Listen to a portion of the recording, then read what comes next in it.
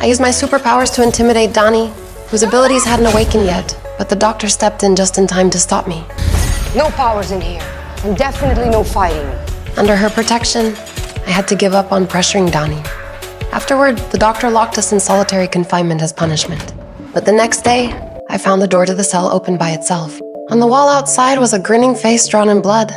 It was the thing I feared most deep in my heart. Just then, a scream echoed from outside.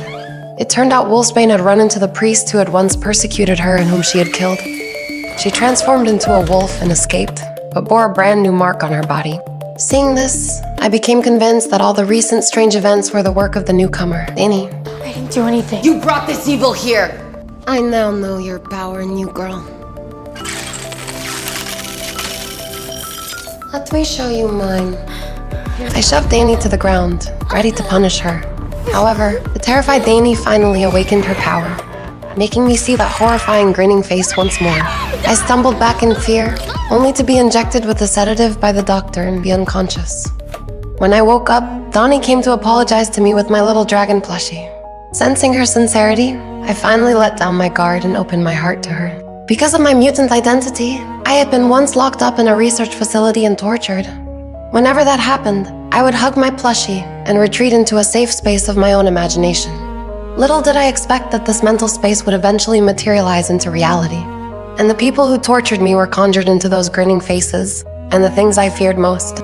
What we didn't know was that at that moment, the doctor received orders from her superiors to eliminate Donnie, whose powers were too powerful to control. Soon, blind monsters began appearing all over the academy, which were the physical manifestations of my inner fears. Terrified, my companions and I fled for our lives. But the next second, another monster dropped out of the sky and grabbed me. Paralyzed by extreme fear, I couldn't use my powers at all. Fortunately, my teammate rescued me just in time. We kept running, but our path was quickly cut off by even more monsters. Realizing we had nowhere left to run, I broke down in tears and retreated back into my secret space. Oh, seriously? Yet seeing my companions facing the dangerous monsters alone and were in peril, I decided I would no longer run away. Overcoming my fear, I burst straight out of my secret space and wiped out all the monsters in one breath. Afterward, we charged into the doctor's office, where we discovered top secret files. It turned out this was never any mutant academy.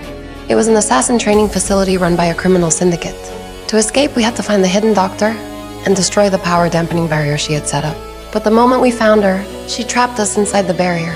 Even though Wolfsbane had severely wounded her moments before, we were still no match for her. Before long, Danny lost consciousness and passed out.